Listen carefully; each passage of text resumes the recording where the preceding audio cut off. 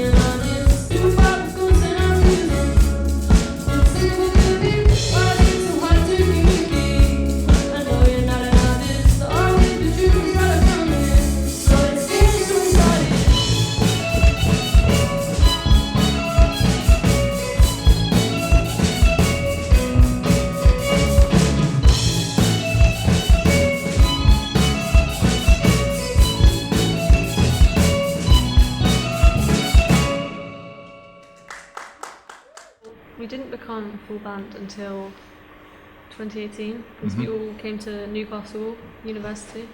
But before that, it was like my solo project, Cat Ryan, and I just released some songs on SoundCloud. And then when we got to uni, we practiced them all, and then we did like our first gig in March 2019. That marked like the first day where we actually wrote a proper band. We kind of formed from this like university Facebook thread that was like people looking for bands and stuff. Yeah. I messaged Mary and she had created her own stuff, but didn't really have much experience, performing in person in front of crowds and audiences. Whereas I didn't write my own stuff, but I did have experience. So it kind of like, it was quite a nice, healthy balance between the two. Yeah. And when we first started, it kind of worked, and we were just practicing all of her stuff and some extra stuff that like songs that we liked, and Yeah. So that's what you sort of recognised in each other. That you thought you'd be a good fit. Yeah, is that the same as the rest of the band? Like, is the Simon likes quite a bit of that music. I think me and Simon have quite a similar taste in music. So Simon, the drummer. Yeah, the drummer. So he seemed quite comfortable, joining in as well, and just getting to terms with how we all work and how the things are. Yeah, he plays guitar, and I met him in a lecture and at the second week of uni. So we both do architecture, and he said he played guitar, and I was like, oh, we don't need a guitarist. He was like, okay, I can play a bit of drums. So he's kind of like become a better drummer since then. He's accommodated his musical ability for the band. Yeah, definitely been improving throughout the years. Yeah. Yeah. Cool. You have a distinctive sound. What styles of music influence your music? Well, originally the main influence was Viola Beach. Mm-hmm. It's like that beachy, upbeat kind of vibe, and that was like the early songs. And then I wrote one song in that style, and then from there I just did all of them in that style.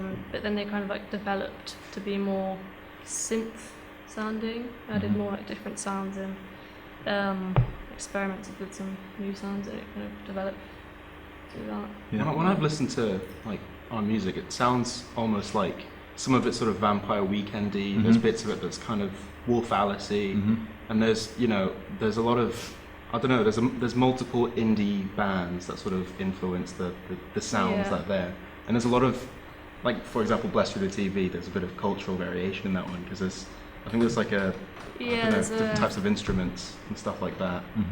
Which it's called a pipa. Yeah. It was an Asian instrument, but I just had it on like the synth on my laptop. I just played it and I thought, okay, that works quite good. Yeah. Vampire Weekend definitely. Should be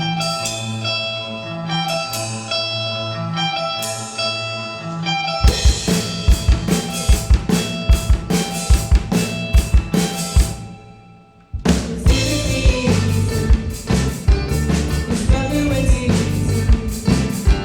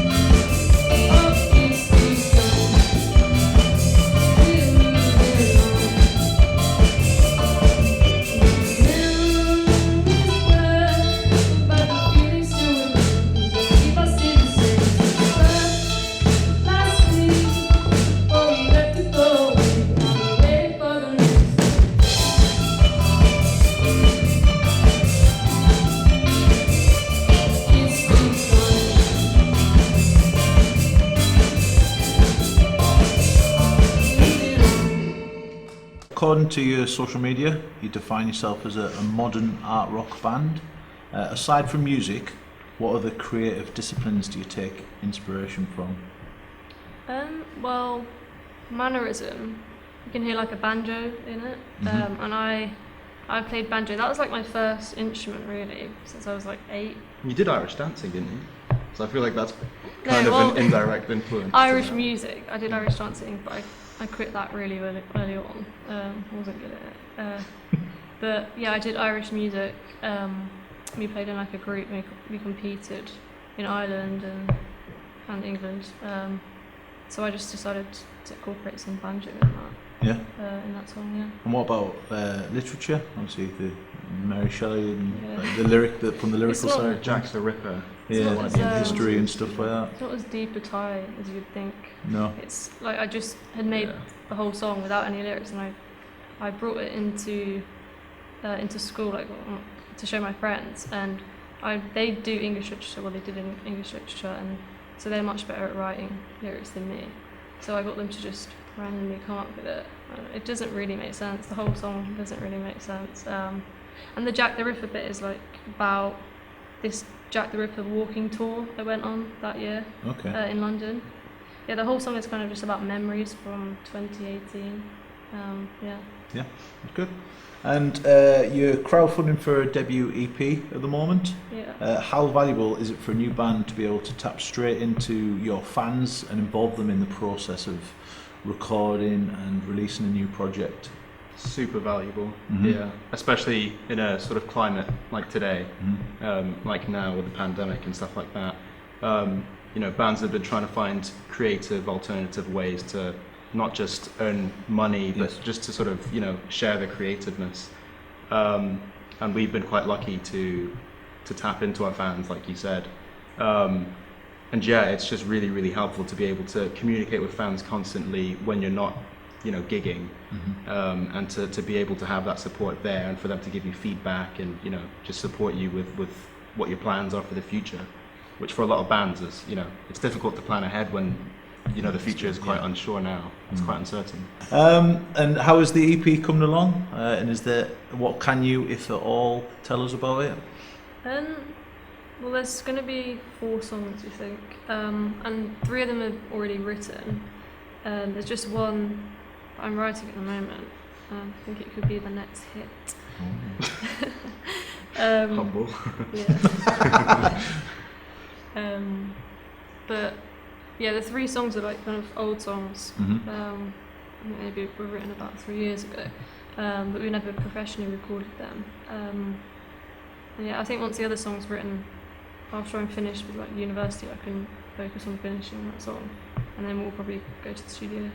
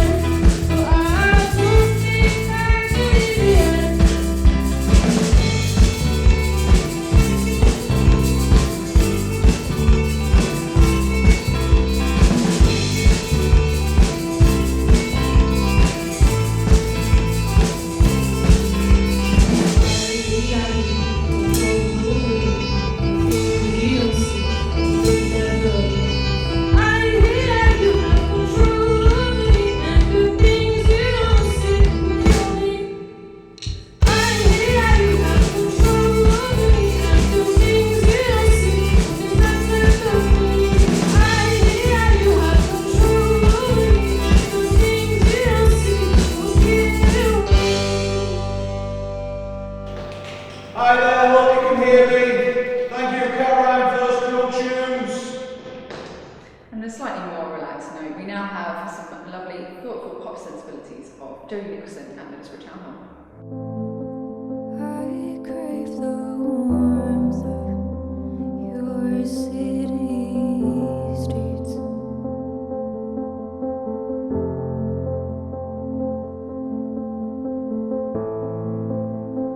Mazes for pavements and thrills at your feet.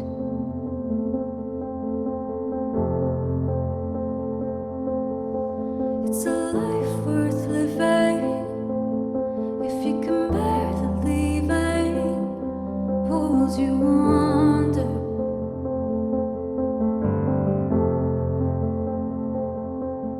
Was it a crime to leave you? Because I promised I'd be back sooner than later.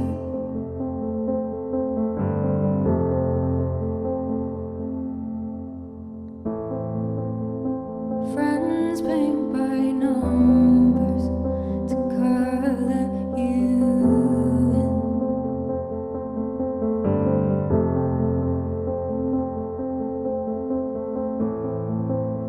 Remain in our memory and under our skin.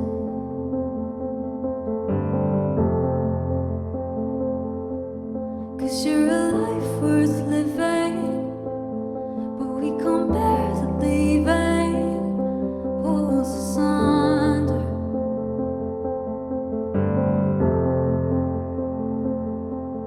It was a crime to leave you, because we promised we'd be back sooner than later.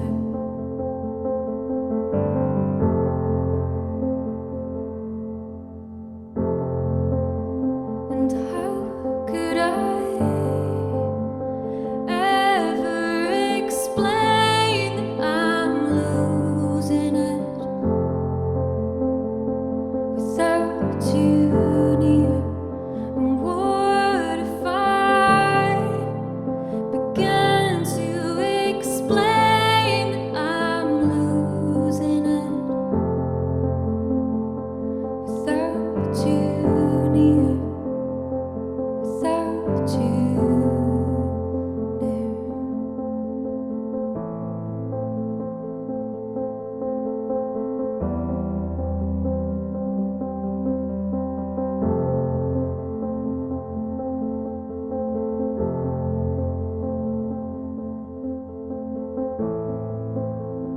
I crave the warmth of your city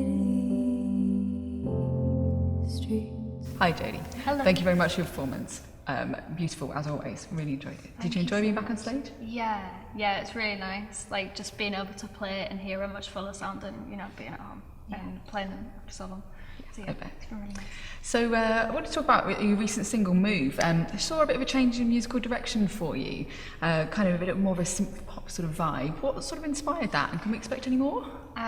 So Move kind of came about whilst I was still writing the album. Kind of happened by accident, and I didn't really expect it at all. I was basically trying to look for inspiration and write an interlude for the album, or some sort of like instrumental track that had slot somewhere amongst the tracks, and I landed on this synth sound which ends up like being at the base of the whole of Move. It opens it up, and it just evolved quite organically into this like more poppy kind of track. I layered some little drums over the top, and I don't know, I just kind of ran with it. I didn't think too much about it. It was quite freeing, just to delve into something a little bit different, but obviously didn't really fit the album at all, and it was nowhere near finished at that point, so I just kind of kept it to one side until I could like really do it justice. Yeah.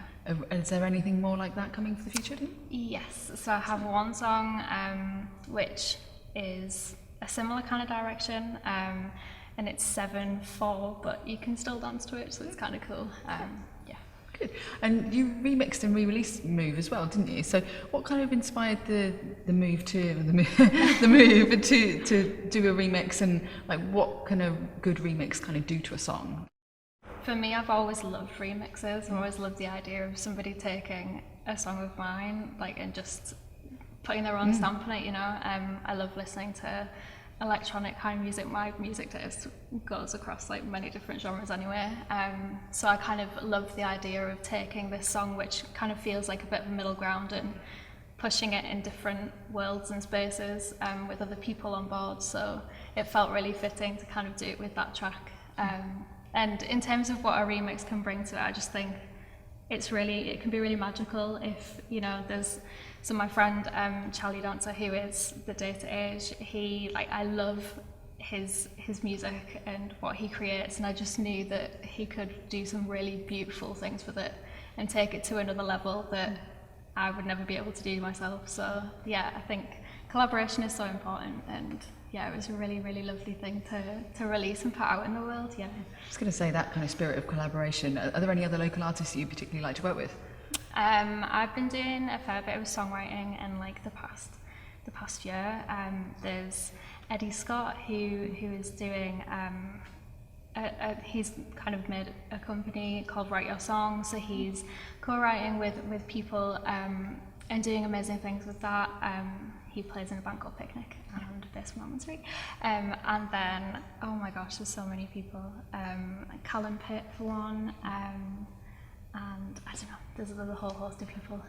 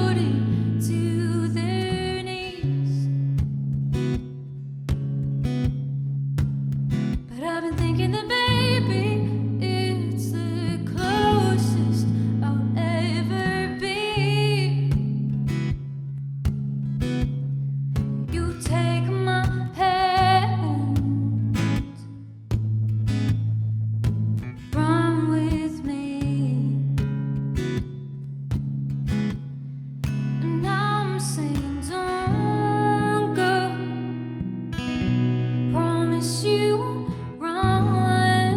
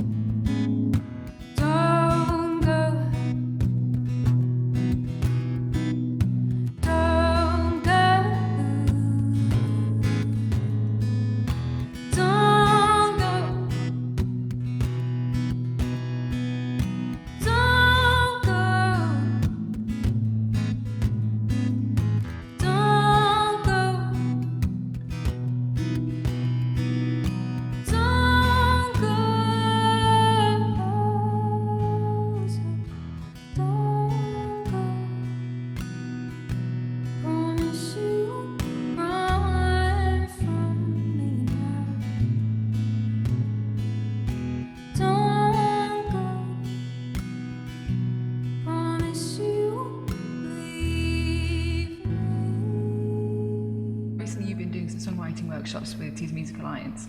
I'm interested to know your process for songwriting. How do you actually sit and craft your sound? It's changed over the years massively. For me now, it's an incredibly intuitive process. I'll sit down and I kind of sit on some chords or a progression for a long time until I really get into the groove of it, and then I just play it around a few times, and often I'm singing and just total stream of consciousness, seeing what lyrics come to mind, and often if there's a little phrase or something that I'm stuck on, I kind of repeat it and form a song around that. It's very rare that I sit down and actually know what I'm going to write about. Lyrics are always the last thing that really comes for me. I'll take that idea and just push it in loads of different things. Some of my songs really don't make any sense to me. I couldn't tell you what they're about, but it's a very intuitive and organic process, I suppose. And you were awarded a Women Make Music award fairly recently. How's that kind of helped to further your work and move it on a bit? If anything, it's just massive encouragement and reassurance that I don't know, moving people in some way. People are enjoying what I'm creating, because sometimes you just get so stuck in your own head with your own music, and for total strangers on a panel to be like, hey, we like your music, we want to help you progress, that is an amazing thing in itself. And it's going towards a new EP, which I'm really excited about. I'm working on it with Tim Bran, who produced Move. So yeah, the sounds are little worlds, some similar to Move, some a bit closer to the album. So yeah, really excited about it.